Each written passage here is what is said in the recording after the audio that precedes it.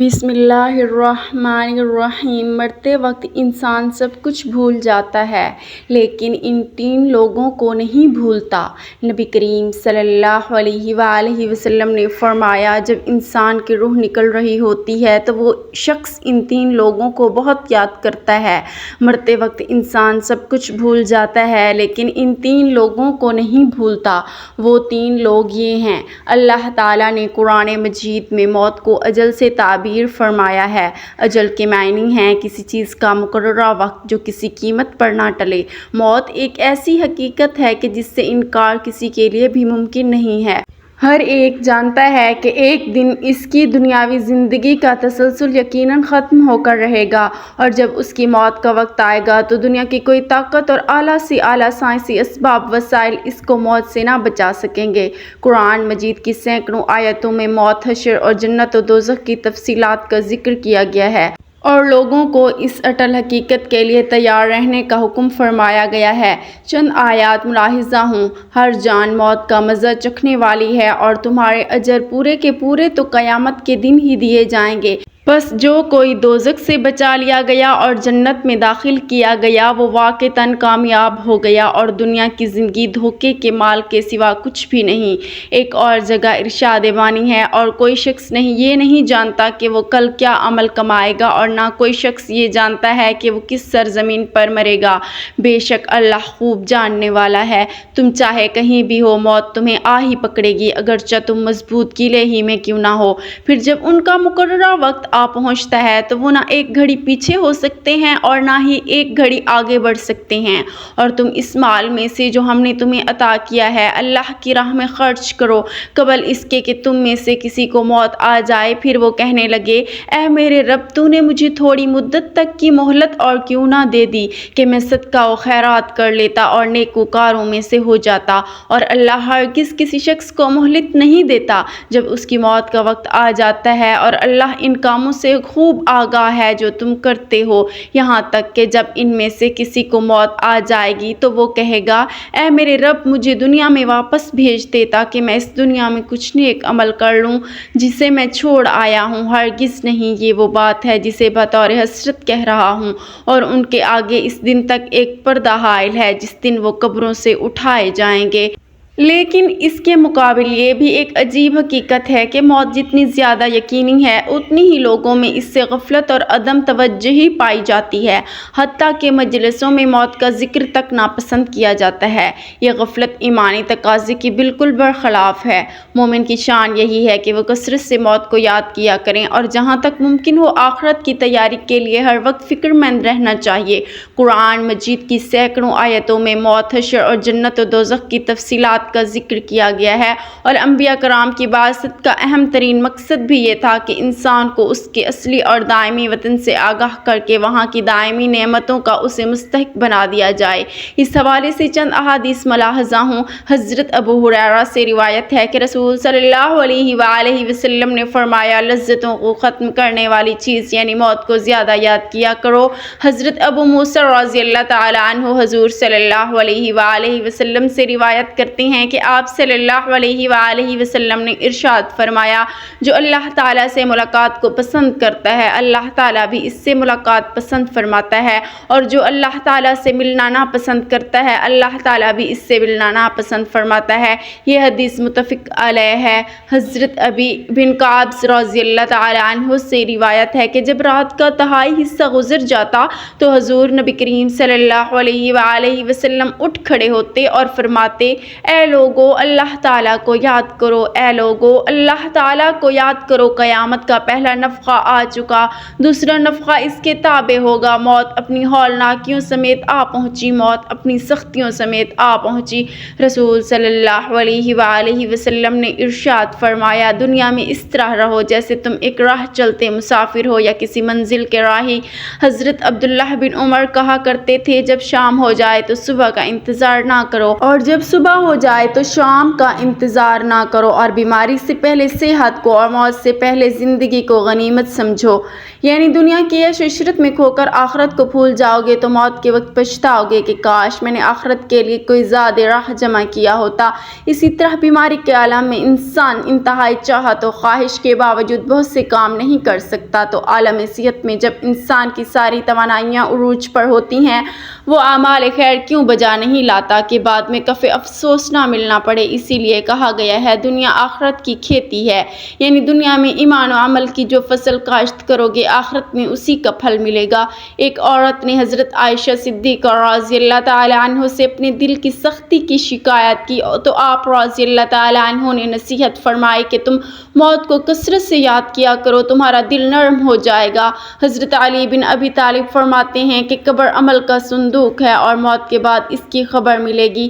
حضرت عمر بن عبدالعزیز کا معمول تھا کہ وہ علماء کو جمع فرما کر موت، قیامت اور آخرت کا مذاکرہ کیا کرتے تھے، پھر ان احوال سے متاثر ہو کر سب ایسے پھوٹ کر روتے تھے گویا کہ اس کے سامنے کوئی جنازہ رکھا ہوا ہو۔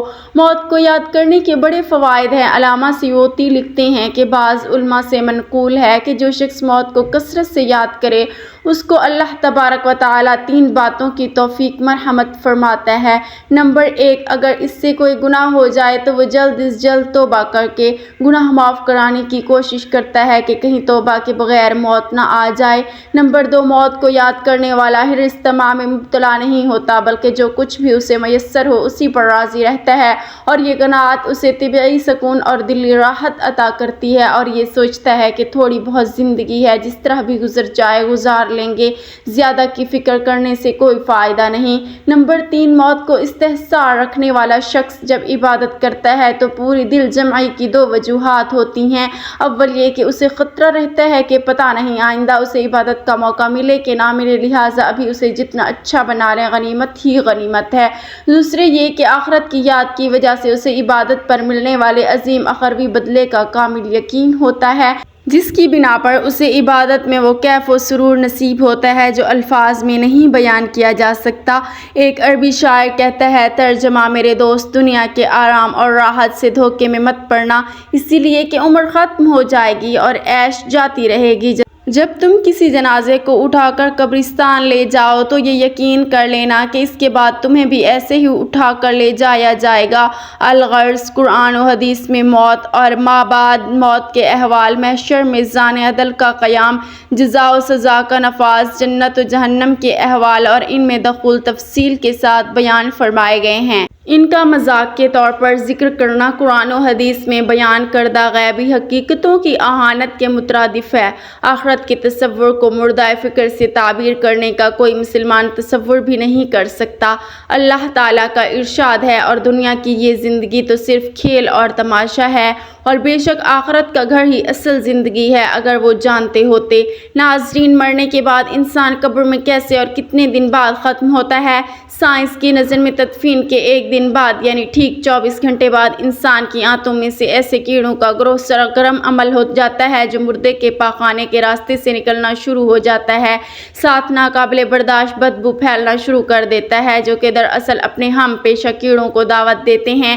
یہ اعلان ہوتے ہی بچھو اور تمام کیڑے مکوڑے انسان کے جسم کی طرف حرکت کرنا شروع کر دیتے ہیں اور انسان کا گوشت کھانا شروع کر دیتے ہیں۔ تدفین کے 3 دن بعد سب سے پہلے ناک کی حالت تبدیل ہونا شروع ہو جاتی ہے، 6 دن بعد ناخن گرنا شروع ہو جاتے ہیں، 9 دن کے بعد بال گرنا شروع ہو جاتے ہیں، انسان کے جسم پر کوئی بال نہیں رہتا اور پیٹ پھولنا شروع ہو جاتا ہے، 17 دن بعد پیٹ پھٹ جاتا ہے اور دیگر اجزاء باہر آنا شروع ہو جاتے ہیں، 60 دن بعد مردے کے جسم سے سارا گوشت ختم ہو جاتا ہے، انسان کے جسم پر بوٹی کا ایک ٹکڑا بھی باقی نہیں رہتا، 90 دن بعد تمام ہڈیاں ایک دوسرے سے جدا ہونا شروع ہو جاتی ہیں، 1 سال بعد ہڈیاں بسیدہ ہو جاتی ہیں اور بالآخر جس انسان کو دفنا لیا گیا تھا اس کا وجود ختم ہو جاتا ہے۔ عام طور پر یہ تصور کیا جاتا ہے کہ زندگی کے آخری لمحات میں ایک ایسی جنگ سی چل رہی ہوتی ہے، انتقال کرنے والے شخص کا چہرہ دیکھ کر یوں لگتا ہے جیسے وہ سو رہا ہو۔ چہرے پر بہت عام تاثرات ہوتے ہیں، ایسا لگتا ہے کہ موت کا عمل آخری سانس لینے سے 1 ہفتہ قبل شروع ہو جاتا ہے۔ اسی دوران صحت متاثر ہونے لگتی ہے، جسم کمزور پڑنے لگتا ہے، چلنے میں دشواری پیش آنے لگتی ہے اور غنودگی طاری رہتی ہے۔ آخری لمحات میں کھانا پینا مشکل ہونے لگتا ہے اور کسی شخص میں طاقت نہیں کہ خدا کے حکم کے بغیر مر جائے۔ اس نے موت کا وقت مقرر کر کے لکھ رکھا ہے اور جو شخص دنیا میں اپنے اعمال کا بدلہ چاہے اس کو ہم یہی بدلہ دے دیں گے، اور جو آخرت میں طالب ثواب ہو اس کو وہاں اجر عطا کریں گے، اور ہم شکر گزاروں کو عن قریب بہت اچھا صلہ دیں گے۔ مولانا جلال الدین رومی رحمۃ اللہ علیہ فرماتے ہیں، میرے محلے میں ایک شخص زندگی موت کی جنگ لڑ رہا تھا، مرنے والا تھا، موت کے بالکل قریب تھا۔ لوگ میرے پاس آئے، بولے حضرت ہمارا ایک شخص مرنے والا ہے، آپ آئیں، انہیں کلمہ پڑھنے کی تلقین کریں، قرآن پڑھنے کی تلقین کریں۔ حضرت مولانا جلال الدین رومی رحمۃ اللہ علیہ فرماتے ہیں، میں اس مرنے والے کے پاس پہنچ گیا، اس کے قریب بیٹھ گیا، آس پاس میں اس کے دوست، رشتہ دار، عزیز و اقارب بیٹھے ہوئے ہیں۔ اب اس مرنے والے کی آنکھیں چھت پر لگی ہوئی ہیں، کچھ سوچ رہا ہے۔ اللہ نے اسے بولنے کی توفیق دی، وہ رو کر کہنے لگا، میرے بچے کہاں ہیں؟ اس کو نہ کمایا ہوا مال یاد آیا، نہ دولت یاد آئی، نہ عزیز و اقارب، یہاں تک کہ اسے ماں باپ بھی یاد نہ آئے۔ بس وہ کہتا ہے، میرے بچے کہاں ہیں؟ بچے دوڑ کر آئے، ساتھ میں بیٹھ گئے۔ پھر کہتا ہے، میری بیوی کہاں ہے؟ بیوی دوڑ کر آئی اور ساتھ بیٹھ گئی۔ اب کہتا ہے، تمہیں دیکھ کے میرا دل رو رہا ہے، سوچ رہا ہوں کہ میرے مر جانے کے بعد میرے بچوں کا کیا بنے گا۔ انسان جب مرتے وقت بچوں کو دیکھتا ہے، اللہ تعالیٰ جب اسے دیکھنے کی توفیق دیتا ہے، ہمت دیتا ہے، جب آخری بار بچوں کو دیکھتا ہے تو وہ یہ بھول جاتا ہے کہ میرے مرنے کے بعد میرا کیا بنے گا۔ یہ سوچتا ہے کہ میرے مرنے کے بعد میری اولاد کا کیا بنے گا، میرے مرنے کے بعد پتہ نہیں میرے ان بچوں کا میری طرح کوئی خیال رکھے گا یا نہیں۔ اس کی آنکھیں رو رہی ہوتی ہیں۔ بیوی کو نصیحت کرنے لگا، میں تو دنیا چھوڑ کے جا رہا ہوں، مجھ پہ ایک احسان کیجیے گا کہ میرے ان بچوں کو قرآن مجید کی تعلیم لازمی دیجیے گا۔ ان کے منہ سے نکلا اللہ کا نام میری قبر کو روشن کر دے گا، مجھے جہنم کی آگ سے، اللہ کے عذاب سے دور کر دے گا۔ ان کو دین کی تعلیم دینا۔ ایک واقعہ ملاحظہ فرمائیں، حضرت سیدنا موسیٰ علیہ السلام کا ایک قبرستان سے گزر ہوا۔ آپ علیہ السلام نے دیکھا قبرستان کی ایک قبر کے اندر مردے کو دردناک عذاب دیا جا رہا ہے۔ مردہ عذاب میں مبتلا ہے، اس کی قبر جہنم کے گڑھوں میں سے گڑھا بنی ہوئی ہے۔ مردہ عذاب میں مبتلا ہے، چیخو پکار کر رہا ہے۔ حضرت سیدنا موسیٰ علیہ السلام آگے چلے گئے۔ کام کرنے کے بعد واپسی جب اسی راستے سے گزر ہوا، آپ نے دیکھا وہی جہنم میں جلنے والا شخص جس کی قبر میں عذاب دیا جا رہا تھا، اب وہ شخص جنت میں ٹہل رہا ہے، اس کی قبر جنت کا باغ بنی ہوئی ہے۔ آپ علیہ السلام نے دونوں ہاتھ اٹھائے، عرض کی، میرے مالک، تھوڑی دیر پہلے میں یہاں سے گزرا تھا، یہی قبر جہنم کے گڑھوں میں سے گڑھا بنی ہوئی تھی، تھوڑی دیر کے بعد یہ جنت کے باغوں میں سے ایک باغ کیسے بن گئی؟ اللہ تعالیٰ نے فرمایا، موسیٰ، یہ شخص جب مرا تھا، مرنے سے پہلے اپنی بیوی کو حاملہ چھوڑ کے مرا تھا۔ بیوی کا ایک بیٹا پیدا ہوا، بچہ آج چھوٹا کل بڑا، تھوڑا سا بڑا ہوا تو اس کی بیوی نے بچے کو مسجد میں بھیجا، معلم صاحب نے اس کو بچے کو بسم اللہ الرحمن الرحیم پڑھائی۔ جب اس کے بچے نے بسم اللہ پڑھی تو موسیٰ، مجھے حیا آئی کہ اس کا بچہ میرا نام لے اور میں اپنا نام لینے والے کے باپ کو جہنم میں ڈالوں، یہ میری رحمت گوارا نہیں کرتی۔ اسی لیے ہمیں چاہیے کہ اپنے بچوں کو قرآن مجید کی تعلیم دیں۔ اگر تم چاہتے ہو کہ تمہاری قبریں روشن ہوں، عذاب تمہارے قریب بالکل نہ آئے، تو اپنے بچوں کو قرآن مجید کی تعلیم دینا۔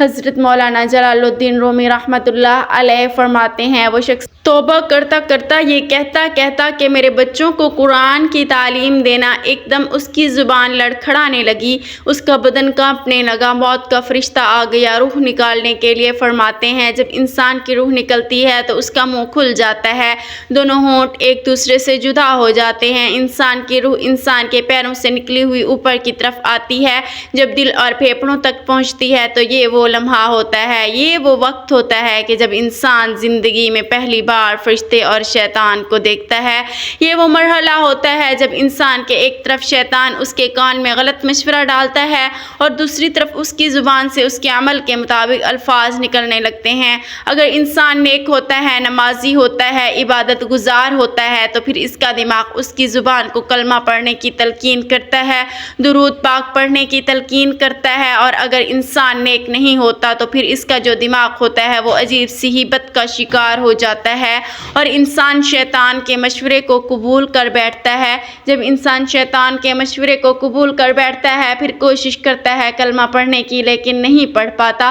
ناظرین، آج ہماری آنکھیں کھلی ہیں، آج ہماری سانسیں چل رہی ہیں، اس سے پہلے کہ یہ وقت گزر جائے یہ زندگی کے لمحے میرے اور آپ کے لیے غنیمت ہیں، آخرت کے لیے کچھ اکٹھا کر لو، مرنے سے پہلے قبر کی روشنی بنا لو، معلوم نہیں پھر فرصت ملے نہ ملے، معلوم نہیں پھر یہ زندگی کے لمحے ملے نہ ملے۔ تو ناظرین، غرور، تکبر، لالچ، گھمنڈ، دشمنی، حسد، بغض، جلن، عزت، وقار، نام، عہدہ، بادشاہی، یہ سب کہاں جاتا ہے؟ سب کچھ خاک میں مل جاتا ہے۔ انسان کی حیثیت ہی کیا ہے؟ مٹی سے بنا، مٹی میں دفن ہو کر مٹی ہو جاتا ہے۔ 5 یا 6 فٹ کا انسان قبر میں جا کر بے نام و نشان ہو جاتا ہے۔ دنیا میں اکڑ کر چلنے والا، اپنے آپ کو طاقتور سمجھنے والا، دوسروں کو حقیر سمجھنے والا، دنیا پر حکومت کرنے والا، قبر میں آتے ہی اس کی حیثیت صرف مٹی رہ جاتی ہے۔